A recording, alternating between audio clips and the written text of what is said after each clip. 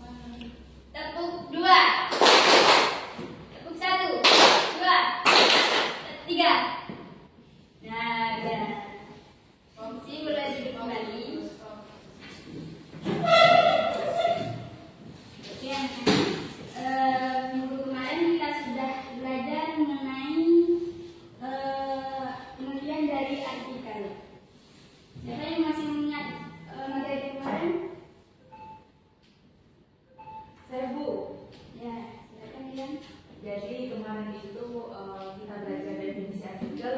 Artikel adalah karya tulis yang berisi informasi berdasarkan fakta dan opini. Definisi itu kan benar.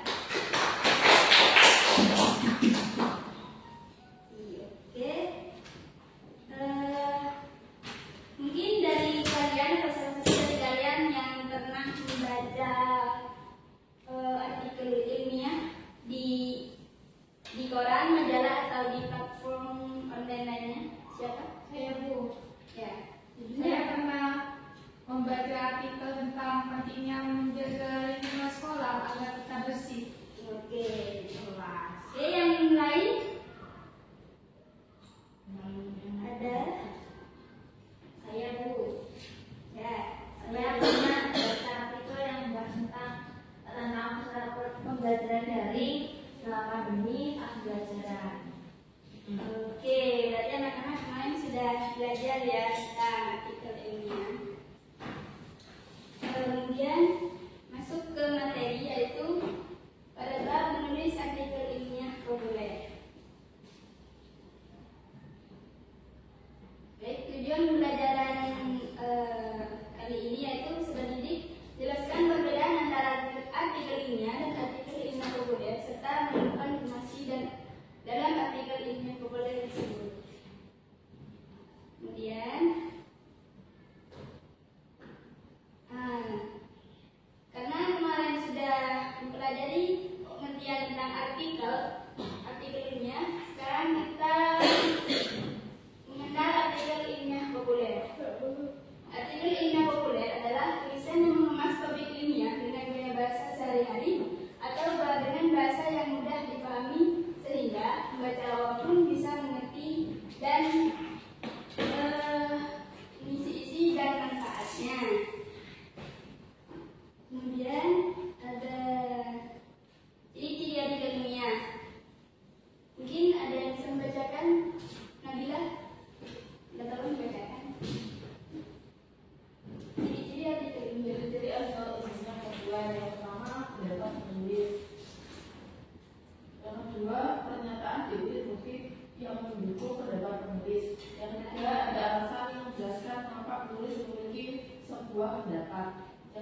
bahasa yang mudah dipahami.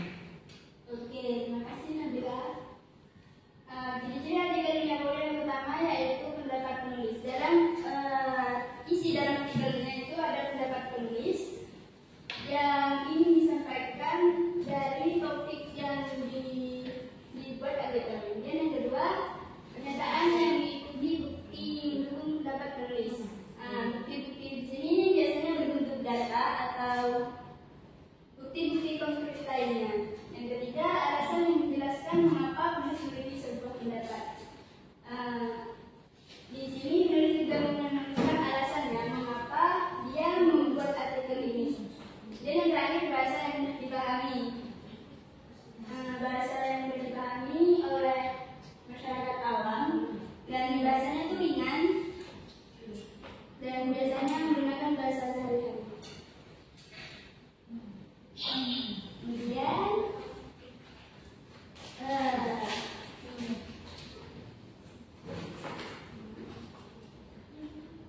oke, karena di sini Ibu ada contoh dua artikel ilmiah dan artikel ilmiah populer.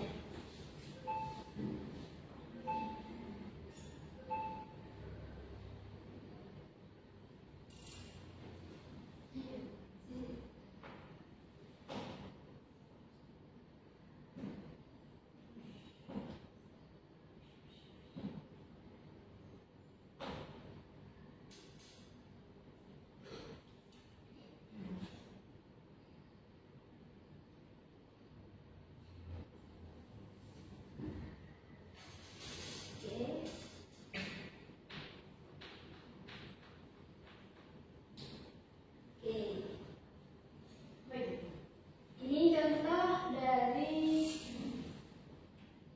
ini artikel pertama itu artikel ilmiah, yang kedua ada artikel ilmiah populer.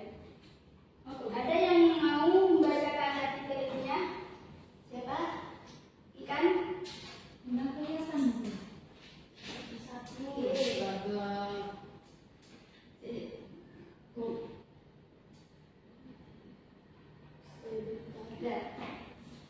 Baik, artikel ilmiah potensi kerajinan tangan dari serat alam. Bab 1, pendahuluan. Yang pertama, latar belakang. Indonesia sebagai salah satu negara tropis sudah pasti memiliki sumber daya yang berlimpah, termasuk dalam kekayaan alam. Salah satu hasil kekayaan alam yang bisa dijadikan bisnis adalah serat alam. Bahkan sebagian besar dari serat alam tersebut hanya bisa ditemukan di Indonesia. Hal ini bisa dijadikan sebagai potensi bisnis tidak hanya di dalam negeri, melainkan juga di luar negeri. Beberapa serat alam yang bisa digunakan sebagai bahan kerajinan tangan adalah eceng gondok, daun pandan, sabut kelapa, pelepah pisang, rotan, dan lain sebagainya. Tiap serat alam yang sudah disebutkan tersebut memiliki karakteristik masing-masing yang khas. Hal ini mampu menarik minat wisatawan mancanegara untuk membeli kerajinan ini karena memang unik dan tidak ada di negara lain. Oke, terima kasih Tika. Oke, siapa nih yang mau baca artikel yang kedua? Mungkin ada? ya Bu saya. Sekolah inklusi adalah sekolah yang memberi kesempatan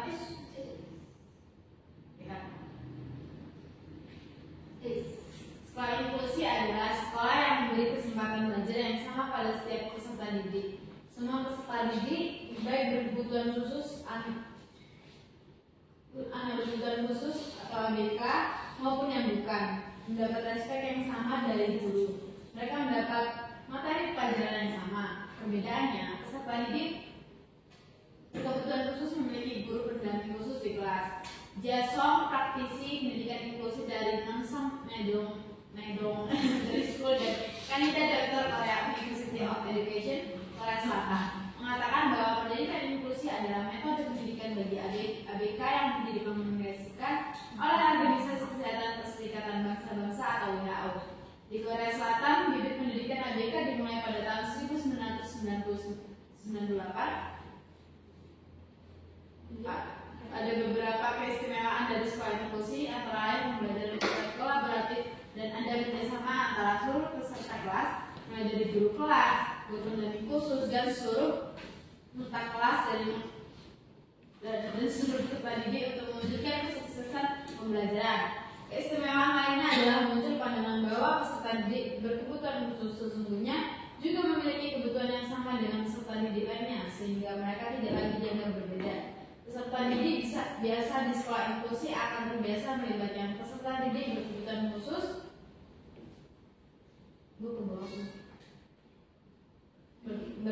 khusus dalam setiap kegiatan mereka. Lama-kelamaan tidak ada lagi perbedaan antara peserta didik berkebutuhan khusus dan peserta didik biasa. Oke, terima kasih Raden. Dari dua artikel tadi ada beberapa perbedaan. Yaitu pada artikel pertama, tujuan artikel tadi bertujuan untuk artikel ilmiah sendiri itu bertujuan untuk mempublikasikan hasil penelitian seseorang atau kajian ilmiah yang original dan signifikan. Kemudian gaya bahasa yang digunakan bahasa formal, teknis dan sistematis dengan menggunakan bahasa yang spesifik dan teknologi ilmiah. Kemudian pendengar biasa dari artikel ilmiah itu dari kalangan peneliti, akademisi atau profesional di bidang tertentu. Kemudian struktur dari artikel ilmiah itu sendiri memiliki struktur yang baku seperti pendahuluan, metode, hasil diskusi, dan kesimpulan. Kemudian perbedaan dari artikel ilmiah populer sendiri yaitu artikel ilmiah populer bertujuan untuk mempublikasikan hasil penelitian atau kajian ilmiah dalam bentuk yang lebih mudah. Nah, yang lebih mudah ini dalam artian dalam bahasanya itu menggunakan bahasa yang mudah dipahami oleh masyarakat luas. Kemudian gaya bahasa yang digunakan lebih santai dan mudah dipahami dengan menggunakan bahasa yang sederhana. Kemudian pembaca yang biasanya membaca artikel ilmiah populer ini seperti masyarakat umum, siswa atau profesional di bidang lain.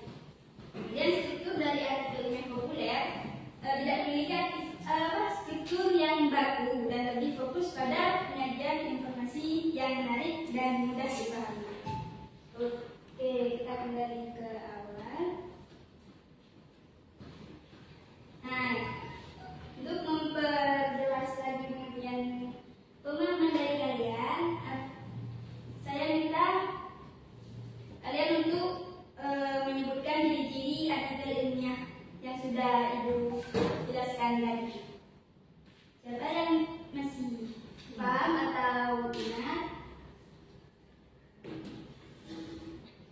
Nabila, ciri-ciri dari artikel ilmiah itu apa aja? Ayo kasih. Jadi apa juga? Bahasanya sudah dipahami. Oke, yang kedua ada pendapat penulis dan buku fakta. Oke. Kemudian biasanya membahas dan terbaru di bidang ilmu pengetahuan dan teknologi. Oke, terima kasih sudah. Oke, karena kalian sudah memahami ciri-ciri dan pengertian dari karya ilmiah populer, Ibu akan memberikan tugas berkelompok ya. Berapa, Bu? Ibu buat 2 kelompok. Oke, 5-5 saja. Mungkin ada yang minta sebelah sini.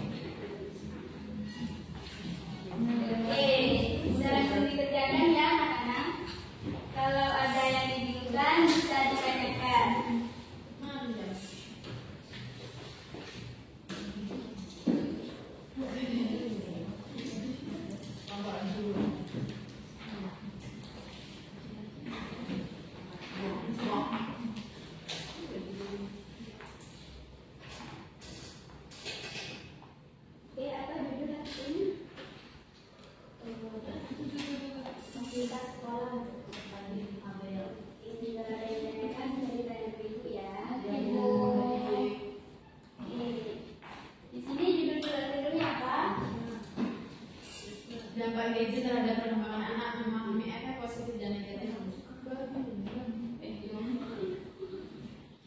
Oke, kan dikerjakan mungkin ada yang dibutuhkan bisa ditanyakan dulu ya. Ibu kasih waktu saya.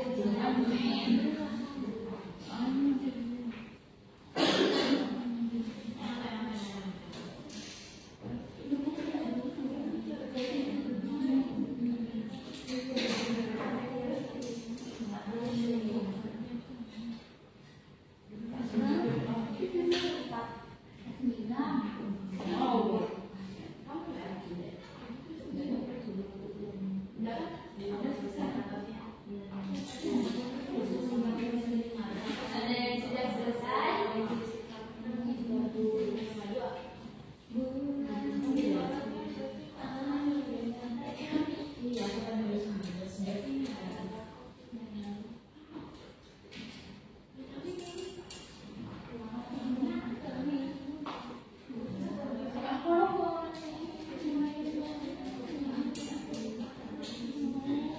Kenapa ada yang dibutuhkan? Tidak ada Bu, aman Bu. Oke, lanjut. Kenapa kau pegang-pegang lidah? Kenapa kau pegang-pegang lidah? Nggak apa-apa. Lidah. Masih ada ibu. Oke, dikerjakan bareng ya. Oh, Gue punya pulang lebih mahal. oke. Sudah ada yang selesai? Sudah. Sudah selesai. Oke, setelah mengerjakan tugasnya, kita setiap kelompok presentasi ke depan dari hasil diskusinya ya. Berapa orang Bu? Semuanya aja. Kelompok berapa? Satu dulu. Bu, kita nggak mau presentasi Bu. Tuh, kenapa? Nanti juga dapat nilai loh.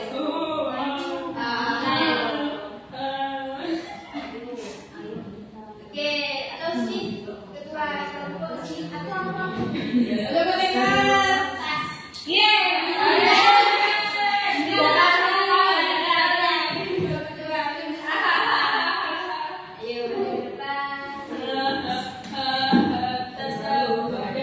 Jangan ada ini. Lawan tuh.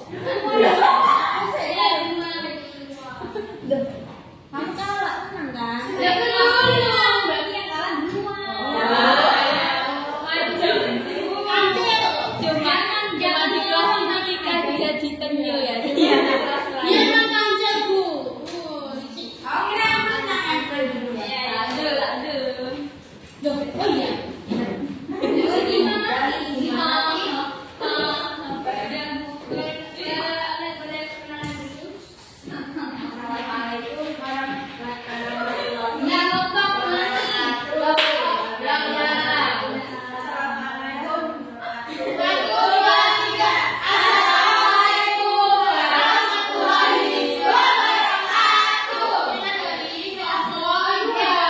Saya punya.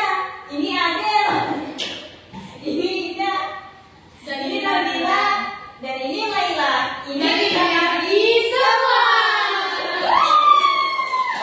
Kita dari kelompok 2 akan membacakan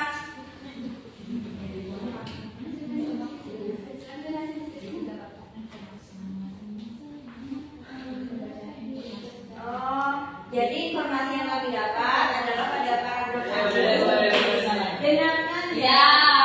Penggunaan gadget telah merevolusi cara berinteraksi, belajar dan menjalani kehidupan sehari-hari anak. Kemudian yang paragraf 3 itu dampak negatif penggunaan gadget terhadap tumbuh kembang anak. Yang paragraf 5 itu perangkat elektronik adalah alat yang dapat dimanfaatkan secara bijaksana menjadi kunci. Ya. Oke, mungkin dari kelompok 1 ada yang ingin ditanyakan. Saya mau tanya, Pasti. apa dampak dari penggunaan gadget? Gadget. Iya, gadget. Ayo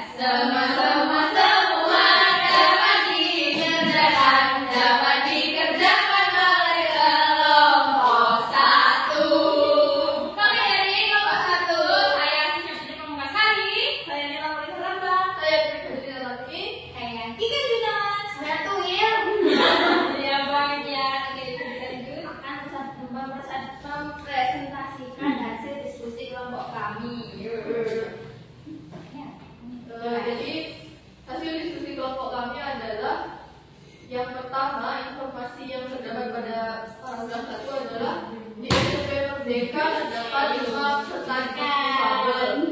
Di paragraf kedua, lainnya. 4 di antara peserta didik itu berjalan menggunakan bantuan guru, sementara seorang peserta didik lagi memakai kursi roda. Kemudian yang terdapat pada paragraf ketiga adalah seorang peserta didik mengalami kesulitan berjalan karena baru saja mengalami kecelakaan. Oke, terima kasih atas presentasinya. Mungkin dari kelompok 2 ada yang ingin ditanyakan? Tidak. Ayo tanya. Mana paten? Enggak mendengarkan ini tanya. Biasanya bisa mendengarkan. Aku mau tanya deh. Apa bukti bahwa artikel tentang fasilitas difabel di sekolah itu termasuk artikel ilmiah populer? Gak bisa jawab. Jadi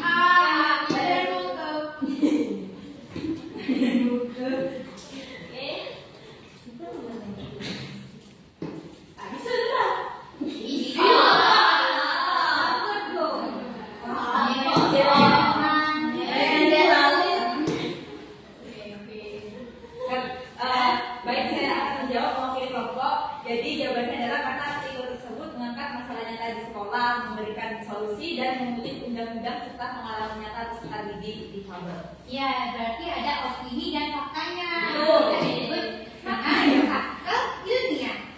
Oke, terima kasih. Dan kembali ke tempat duduknya. Oke, materinya sudah selesai. Baik, dari semua yang sudah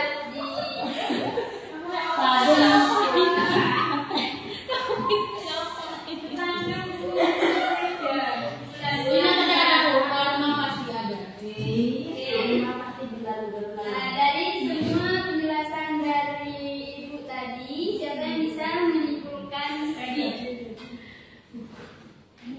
pembelajaran pada Jadi kalau artikel ilmiah itu bisa berisi fakta dan juga opini, kemudian bahasanya itu bisa menyesuaikan. Kalau ditujukan untuk masyarakat awam itu bahasanya yang lebih ringan, tapi kalau untuk akademisi